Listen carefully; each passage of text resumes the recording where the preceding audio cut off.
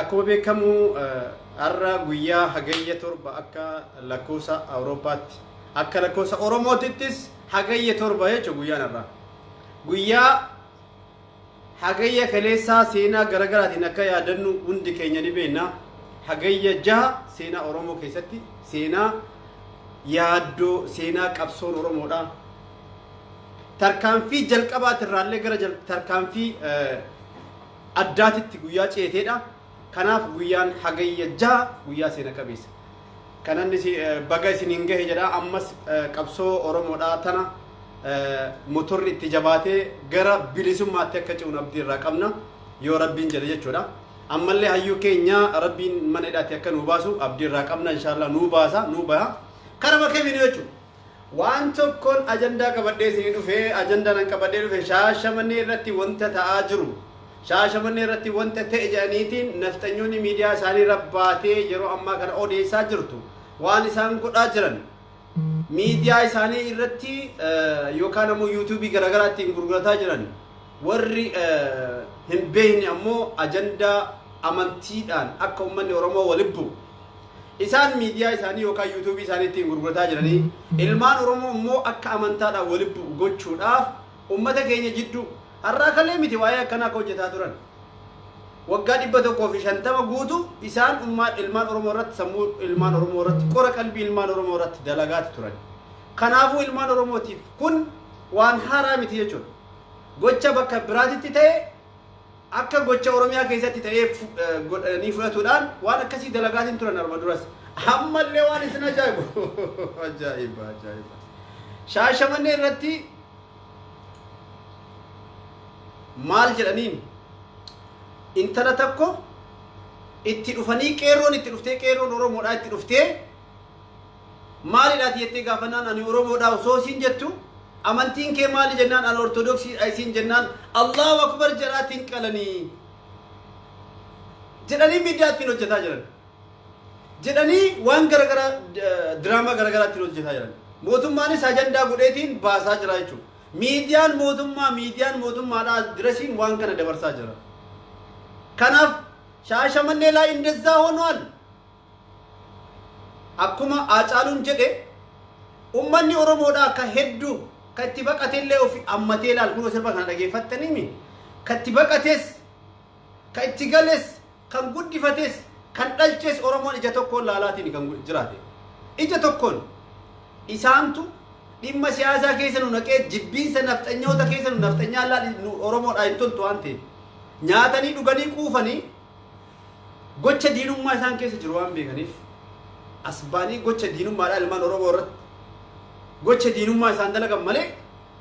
Oromoon hundaayyuu kan dhalchellee kan guddifateellee ija tokkoon laala addaan kun wanna hammatee jiru hundaayyuu kiyya jedheetiin horataa jira Oromoon. Kanaafu wanni isaan dalagaa jiran kana kijiba ta'uu itti naqqa'ee Oromoon ifaan ifa deebisaa jira hundi isaa. Kijiba miidiyaan isaan ittiin diraamaan isaan dalagaa jiranis kijiba miidiyaan isaan ittiin dalagaa jiranis kijiba feekiidha feek riippoortii san barreessaa hundi keessan riippoortii godha yuutuubii isaan waan akkasii ittiin dalagaa jiran san abbaa fedhe haa ta'u riippoortii godhuu hin dagatinaa ilmaan Oromoo bakka jirtan hundatti. Shaashamannee irratti kan ta'e warra diinota warra kaleessa ilmaan Oromoo qeerroo Oromoo hiriira irrattis ta'ee yeroo Oromoon qeerroon Oromoodhaaf fincila diddaa gabrummaatiif baatu warra rasaasa itti tokkosaa ture qeerroon Oromoodhaa yoomiyyuu taanaan inni tarkaanfiitti fudhatu walaa Oromoo walaa Amaaraa walaa kaaniin hin jiru nafxanyaa maaliin warri Oromoo ta'ee Oromootti rasaasa qabate hundinuu nafxanyaadha Oromoollee yoo ta'e qeerroon Oromoodhaa akkasii beekan malee walaa amantaadhaa walaa amantaan kun kana Oromoo bira hin jiru kana warri hin beekne haa beeku warra hin beekne biraan gaha. Kun nuuf fudhataman qabu. Sirbi Haacaaluu kun dhaamsa isaaniiti jechuudha.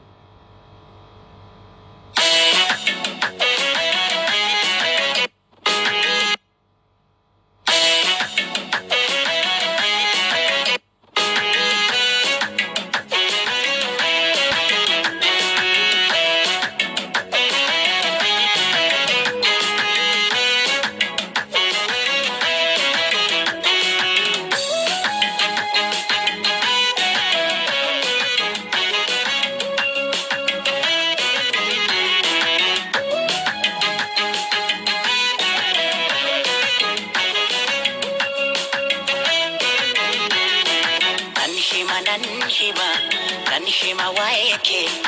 anchaliso arge oromiyaatiya biya hayu karoon biya gonni mere dachee kira marge nan hima abda sena achima nan hima abda sena achima nan hima waeke anchaliso arge oromiyaatiya biya hayu karoon biya gonni mere dachee kira marge nan hima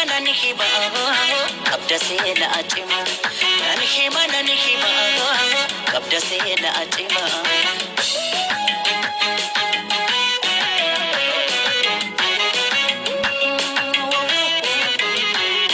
Hansiti bakates kansira dalates ijato kolalta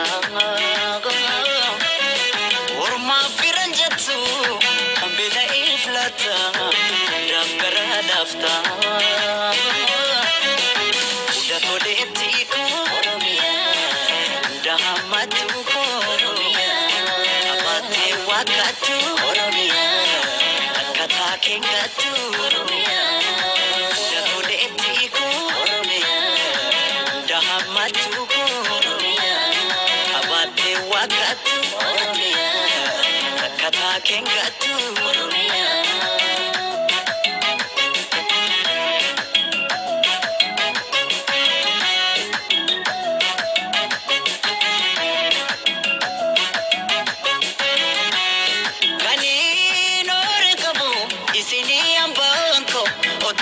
Abu Dhabi,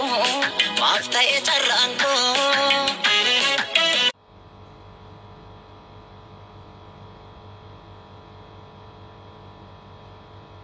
So kanaf naftanya da yomi yutana nan jilbe fanno kan jilbe fanne edu lembe kayjo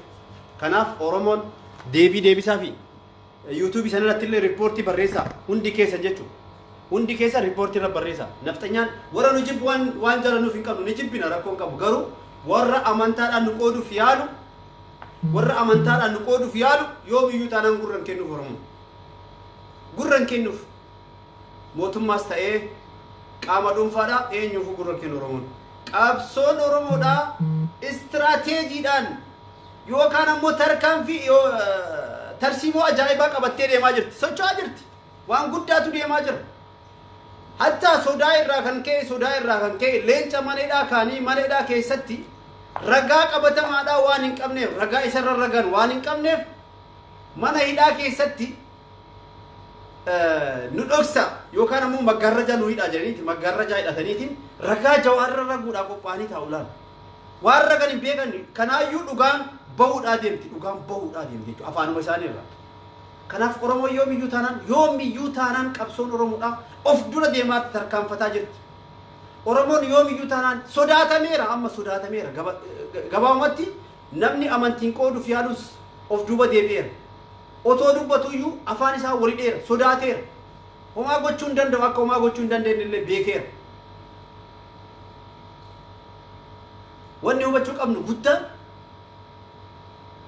wanni hubachuu qabnu guddaan abbaan fedhellee waan fedhe jedhu eenyu oromoo cabsuu akka hin dandeenye sababni isaa abbaan fedhellee yoo ta'e ani oromoo jechuu eega beeke ani oromoodha jedhee gaafa of beeke hundi isaatu jechuu ani oromoodha jedhee beekera yeroo namni ani oromoodha jechuu qaanfatu keessa darbine har'a namni kamiyyuu dhaabbatee abbaa fedhe afoo ani oromoodha jedhee dubbatu danda'eera jechuu yeroo kana keessatti eenyu abbaan feete oromoo cabsuu hin danda'u humni feete warri amantaadhaan kutaadhaan gandaan nu qooduuf deemu fudhatama akka hin qabnetti gadi fageenyaan of beekuu qaba kanaaf warri ragaadhaaf na dhoksaa jedhee maggaarrajaa keessatti uf dhossuudhaaf qophaa'ees maal akka godhu ni ilaalla waan waliin arginu ta'a rakkoon qabu keerimatu dhufa yoomiyyuu taanaan keeritu dhufa akkasii fudhadhaa keerii dhufa rabbiin keerima fiduu danda'a jechuudha kanaaf oromoo karaa kamiinuu hin danda'an akka hin dandeenye illee beekanii oromoon karaa kamiinuu hin danda'amu akka hin danda'amne jala sararanii beekaniiran isaan hamma danda'ame fayyadamanii hamma danda'ame miidhanii kan waan godhaniiti karaa gadhiisuudha malee kaayyoon isaanii Oromoo waa godhuudha akka hin dandeenye murteessan waan saammata saamanitti karaarraa deemuudhaaf qircaana isaanii waan maal isaanii kan wali qabatanii bakka tokko deeffatanii waan saamanii karaarraa ka'uudha malee boromteetti isiinu mataa isiitu qeerroon Oromoodhaa wanni beekuu qabu guddaan tokkummaan keenya akka waa hunda caalu beekuu danda'u tokkummaan qeerroodhaa akka waa hunda caalu akka rasaasa isaaniitiif waan garagaraa isaanii meeshaa isaanii waraana isaanii taankera isaanii wanta hunda akka caalu Oromoon beekuu qeerroon beekuu danda'u qabu kana beekeeralle qeerroon kana beekteertan gootummaa keetitti booni ittiin deemi ammas ittiin dalagan of duuba hin deebin kanaaf nagayni kiyya kanon irraa burqe barcuma kiyya kabajamaa odaa bultum United Kingdom irraa ana gayroo bilisummaa ummata Oromooti. Welcome ilmaan Oromoo.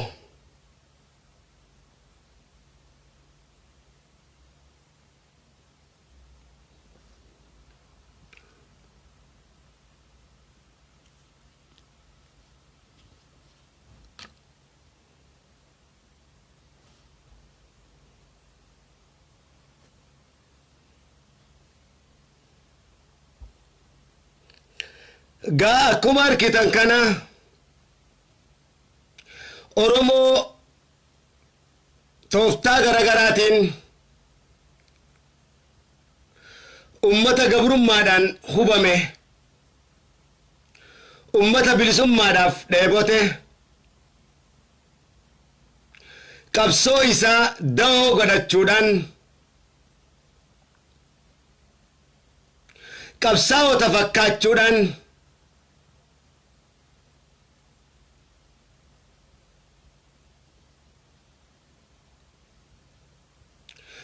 dogoggora guddaa tooftaadhaan ummata Oromoo cabsuu warri itti jiran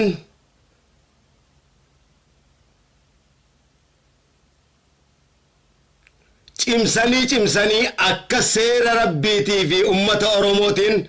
ummata Oromoo kanarraa ugguraman cimsinee hubachiifna ummanni Oromootis ibsa nuti kenninu kanarratti gurmuu ta'uudhaan ilmaan Oromoo baraaruu danda'uudha qaba.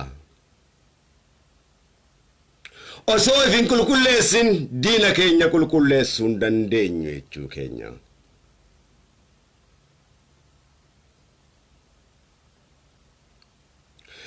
Mee adeemsuma waggoota irraas dabarre kana laalaa bifa diinni ittiin Oromoo cabsaa jiru.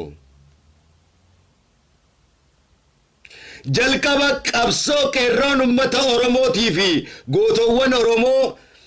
jiruu isaanii guutuu waggaa 27 itti dafqan injifannoo kana dabarsanii naftanyaadhaaf kennan tokko ja'a.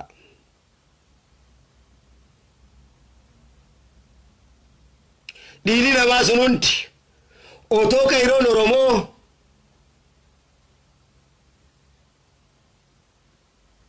siidaa tokkollee ijaarratee hin qabne Minilikii fi Haayile Sillaaseen siidaa hin ijaarameefi jechuu kiyya.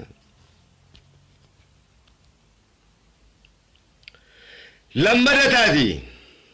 eega san geeffatan booda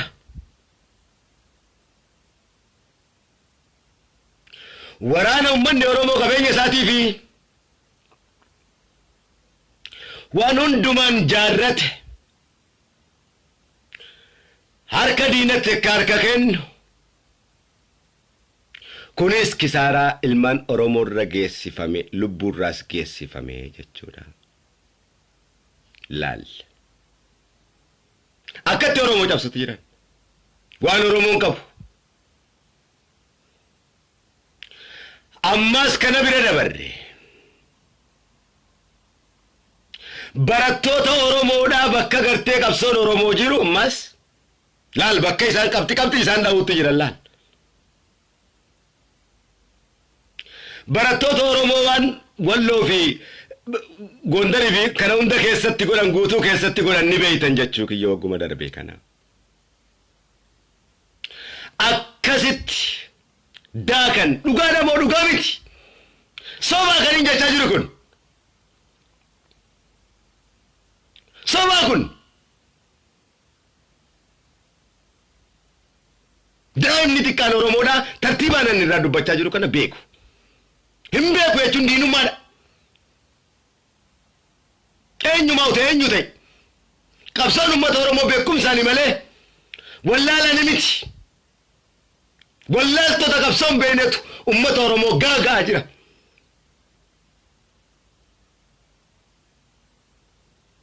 yoo qabsoonee jiruu teenyatti fitannee qabeenya keenyatti fitannee lubbuu teenyatti wareennee dhumarra ogaa keenya diinatti injifannoo keenya ol duubaa kennuu ta'e wanni qabsoonu tokko illee hin jiru jechuu keenya gabrummaadha wayyaa sanyii teenyas maa duguina qabsoonu immoo walii gallee wal mari'annee baara gaan osoo hin taane gadi teenyee barcuma irratti seeraan nama gadi dhaabbatee jaarameetu qabsaawa jechuu kiyya kalas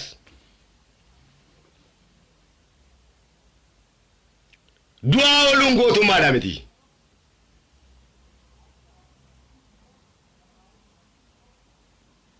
wallaala lallabaa ooluunis dhugaa lallabuudha miti eega barattoota akkas godhan booda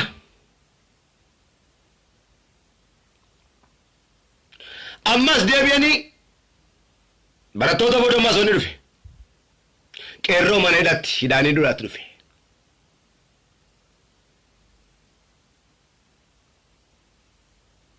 lal sandura ammas liyyuu poolisii jechuudhaan yeroo takka garriidha jechuudhaan booranaan ummata fixu yeroo takka argeedhaan liyyuu poolisii jechuudhaan fixu hanga kana hoggansi tokkolleen dubbachaan turre isinis dubbachaan turre eega duunee fi eega hidhamne booda amma dammeeyxanii kana godhatan jechuu kiyya baaraga dhaaba ana tokkicha dhatu lallabaa ture jaggoon lallabu bilisoomne jechaa turan jechuu kiyya dhugaa nama dhugaa miti ummanni Oromoon beeku kan hin beeytanii hin beeynu jechuun wallaalummaadha miti bar hin beeynu jechuun bar akka beeytu taataa bar hin beeynu yoo jettan maal qaba kisaaratti jirtan yoo dhaabbattan oo taakkas naaqas qabadhu wanta ka qabsoo harkaan qabdan baaragaan mormiidha tukkana isin godha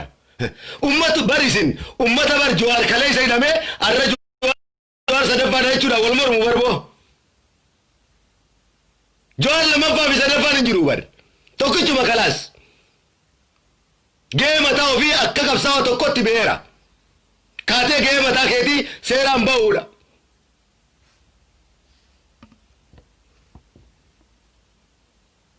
nuti kana barbaadaa jirruma Jawaar tokko osoo hin taane Jawaar 100 barbaadaa jirra ka gamtaa qabu kan kutaan 11 keessatti of argu dhaaba barbaadaa jirra waraana miti ka barbaadaa jirru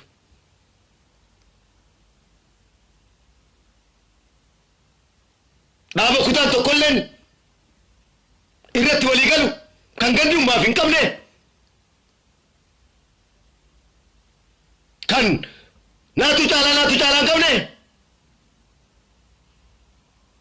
kan tarsiimoo fi adeemsaa fi beekumsa qabu dhaaba aabaa'ooti barbaanne kan waraana of jalaa qabu kana jalatti caaseffamtee ijaaramte jechuukooti hin ijaaramu noo jechuun diinummaadha qabsoo uummata Oromoo jibbuudha meelaal diinni kan kee ummanni Oromoo tokkummaa dhabuun hin gabroomne ummanni Oromoo beekaa dhabuudhaan hin gabroomne ummanni Oromoo baay'ina dhabuudhaan hin gabroomne ummanni Oromoodha onnee dhabuudhaan hin gabroomne ummanni Oromoo qawweedhaan gabroome nama qawweedhaan si dha'u ati dhaabbadhu harka qullaa loliin jechuun mataan isaatu diina wajjin kanarratti tumsuudha ja'ama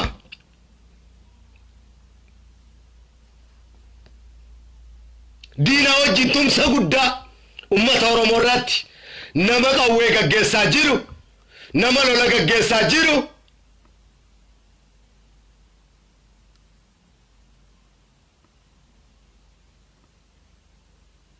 Nama namarraa si barbadeessaa jiru. Ati harka qullaa dhaabbadhuuni loliini. Yoo qawwee jetteen no osoo waraana guddaa qabu Oromoon.